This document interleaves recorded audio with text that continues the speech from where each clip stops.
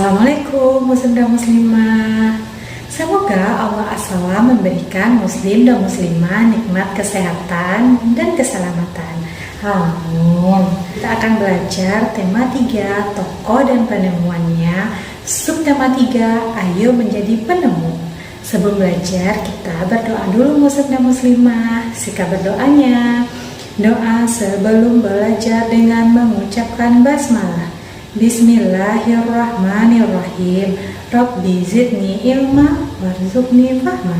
Amin. Semoga Allah Ar-Rasyid memberikan muslim dan muslimah nikmat kepandaian. Kita sudah mempelajari tokoh-tokoh dunia beserta penemuannya. Lalu sikap seperti apakah yang harus dimiliki oleh penemu? Mari kita belajar dengan sosok Bapak Habibie. Coba muslimah perhatikan gambar siapakah ini? Ya, benar sekali, gambar tersebut adalah gambar Bapak Habibie. Kita perlu belajar dari Bapak Habibie. Disiplin dan kerja keras awal dari sebuah inovasi yang cemerlang. Profesor Dr. Engineering Bahrudin Yusuf Habibie adalah Presiden ketiga Republik Indonesia yang menjadi kebanggaan bangsa Indonesia. Beliau dilahirkan di Parepare, Sulawesi Selatan pada tanggal 25 Juni 1936. Masa kecil Habibie dilalui di Parepare. Sikap hidup disiplin dan kerja keras telah ditunjukkan Habibie sejak anak-anak. Ia memiliki semangat tinggi pada ilmu pengetahuan dan teknologi. Ia melanjutkan SMA di Bandung dan prestasinya selalu menonjol terutama pada pelajaran IPA dan matematika. Perjuangan keras di perantauan didukung oleh kemauan keras untuk belajar. Selepas masa SMA, beliau masuk di ITB, Institut Teknologi Bandung. Kemudian mendapatkan beasiswa untuk melanjutkan kuliah di Jerman, jurusan konstruksi pesawat terbang. Ia bertekad bulat untuk bekerja keras dan harus sukses. Habibie selalu menggunakan musim liburannya dengan bekerja mencari uang untuk membeli buku sebagai pendukung sekolahnya. Tahun 1960, Habibie mendapatkan gelar Diploma Engineering di Jerman dengan nilai sempurna. Ia bekerja di industri kereta api Jerman dan berhasil menemukan cara untuk membuat 1000 wagon kereta api berkekuatan tinggi. Di pagi buta, Habibie harus berjalan kaki cepat ke tempat kerja yang jauh untuk menghemat kebutuhan hidup. Kemudian pulang pada malam hari dan belajar untuk kuliahnya. Tahun 1965, Habibie mendapatkan gelar Dr. Engineering dengan nilai sangat sempurna. Buah dari kerja keras, Habibie kemudian bekerja di industri pesawat terbang Jerman.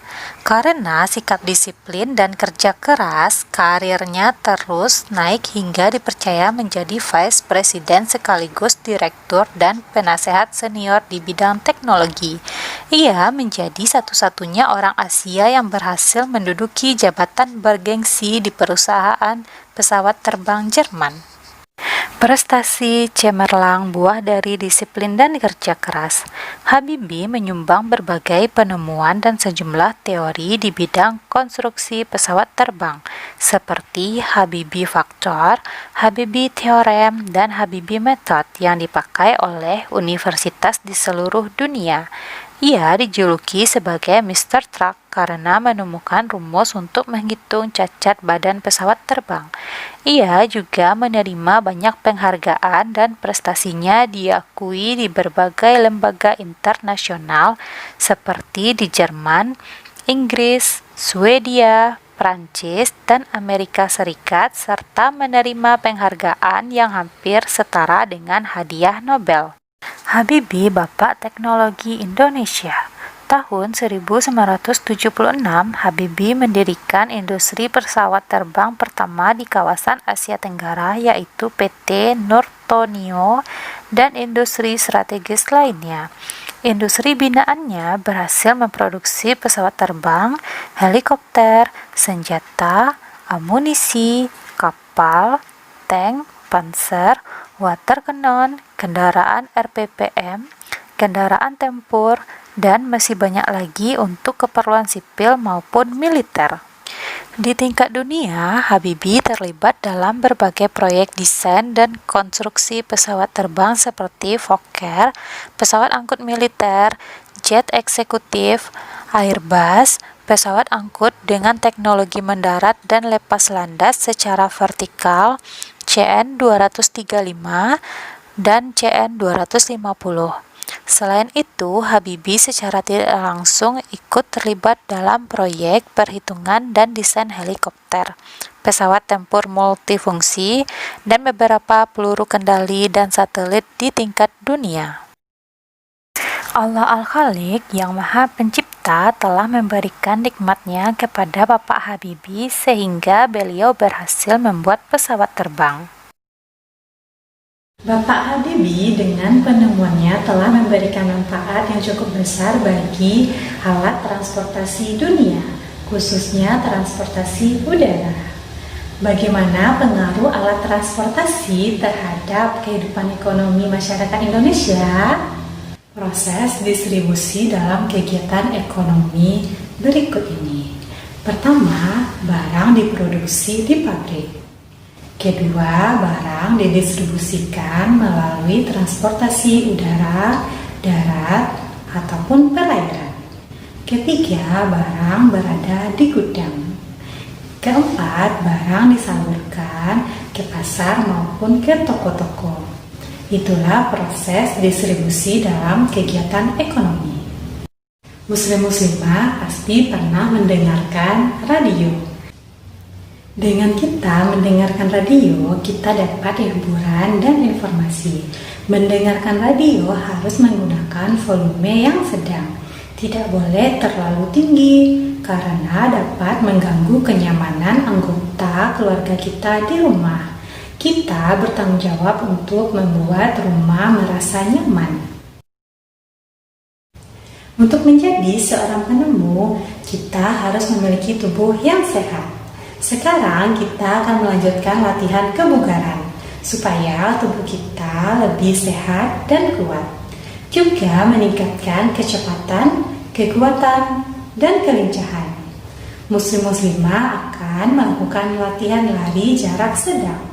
Lari jarak sedang adalah olahraga lari yang dilakukan dengan menempuh jarak 800 meter dan 150 meter. Dan pelari dituntut untuk pandai mengatur pernafasan, energi, dan kecepatannya.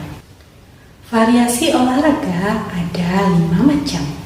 Pertama, melakukan lomba melompati rintangan kardus. Kita dapat menyusun beberapa kardus yang diberi jarak, lalu kita melompat. Kedua, lomba melewati ban. Kita dapat menyusun beberapa ban yang telah kita beri jarak.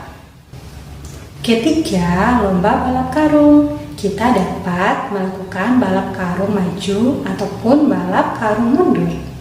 Yang keempat adalah lomba atau melakukan lompat tali.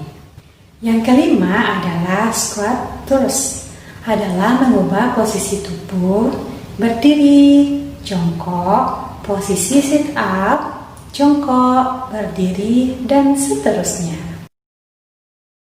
Sejarah penemuan bola voli. Permainan bola voli telah dikenal sejak abad pertengahan di Romawi. Kemudian permainan ini dikenalkan di Jerman pada tahun 1893 dengan nama Faustball. Kemudian pada tahun 1895 William G. Morgan menemukan permainan minonet, yaitu namanya bola voli. Pada tahun 1928, bola voli masuk ke Indonesia pada masa penjajahan Belanda. Muslim-muslimah pasti sudah mengenal lampu lalu lintas. Lampu lalu lintas ditemukan oleh Morgan. Lampu lalu lintas berwarna merah, kuning, dan hijau. Lampu lalu lintas berguna untuk penyelamat jalan agar tidak terjadi kecelakaan. Selain lampu lalu lintas, terdapat juga rambu-rambu lalu lintas. Nah, itulah pembelajaran kita pada tema 3, subtema 3. Semoga Allah Ar-Rasyid memberikan muslim dan muslimah kepandaian.